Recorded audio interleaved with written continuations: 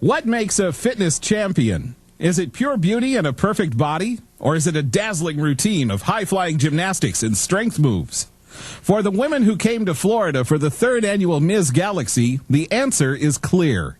The woman who wins the title of Ms. Galaxy is the most beautiful and athletic woman. This year, Ms. Galaxy took place at Disney World's Pleasure Island. Like most fitness contests, swimsuit is the first round. And for the 2nd year in a row, Brandy Carrier of Florida managed to outscore all 132 competing women. However, as she points out, being a swimsuit sensation doesn't help you on the demanding obstacle course. I prepared real well for it this year. I just had an injury, so I had to tape my shoulder up, and I didn't practice the course at all while I was here because I didn't want to blow my shoulder out in the practice. So when I ran it, I was completely fresh to me, and when I ran my 2nd run, I took like 6.5 seconds off my time. So I know if I could have went a couple more times, you learn the technique on a new course and you can get better and better. But it was just that injury, I didn't want to take the risk and not being able to compete at all. Yes, the true challenge of the Ms. Galaxy is the House of Pain, a tough obstacle course designed and supervised by 2 retired Air Force sergeants. This year, the course consisted of running through tires, jumping over hurdles, climbing a 15-foot cargo net, scaling a 10-foot wall, and completing a 50-yard dash. The judging criteria is simple. The best times win.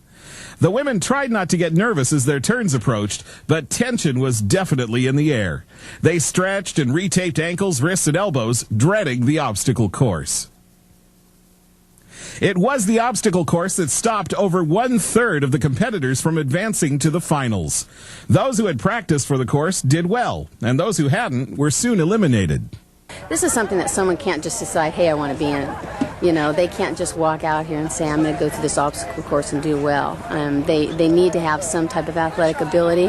And so it shows a little bit, I think, more, not that I'm saying this is a really elite thing, but it shows more of an area that it's not just someone that can go out and look really good. It's a really competitive event. The best time on the course was earned by Shannon Meteraud, who came from South Carolina to watch the show last year.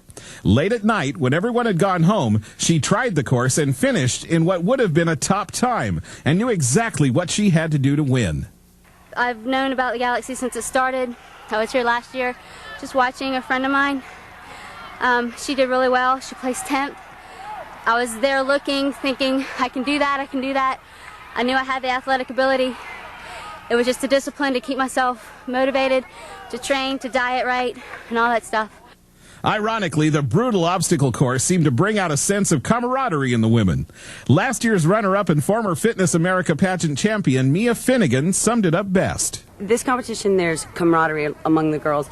In the other competitions, everybody's so cutthroat, scratch at each other, you know, bite, kick, whatever, to, you know, bring the other person down. This one, if you can do the rope faster, you teach the other person how to do it. If you can do the tires faster, tell them stand up straight, lift those knees high. A common complaint of female bodybuilders is that fitness competitors don't train as hard as they do. Many of the women who spent grueling hours practicing obstacle course and wind sprints would disagree. You know, Sandy Rydell was out here today, and she's a Miss Olympia contender, and she came up to me and said, you know, you girls definitely train just as hard as we do, so I disagree with those bodybuilders. Have them come out here and try the obstacle course. Some women who had done well in the swimsuit round had been eliminated by poor times in the obstacle course, and conversely, some of the best times in the obstacle course weren't the top swimwear placers. However, when the scores were added up, the top 5 women composed an even balance of talent, including Susan Hall from California, a top 12 finisher from last year who was invited to return as a finalist. She placed 5th. In 4th was Bonnie Wigmore from Florida, whose 5th place in the obstacle time put her in the top 10 despite a 24th place ranking in the swimsuit. I never dreamed I'd be up in the top 5. This is my first fitness competition, so I'm excited. 3rd was won by Lorianne Lloyd from Florida. She was elated with her placing and has big plans for her training over the next year. Well, I have this huge tree in my front yard, and I'm going to tie a rope about this thick on it, and I'm going to climb it every day, up and down, and before I climb it though, I'm going to like run 2 miles really fast and be real tired and run a lot more hurdles and get that pre-exhaustion. Then I'm going to climb the rope. That way when I go over the wall, depending on where they put it in the course, I'll be ready for it. Runner-up was Shannon Meteraud, the obstacle course champion who placed 9th in the swimsuit round. Winning the event was Finnegan, who can now claim 2 major fitness titles. The key to her win? Positive thinking.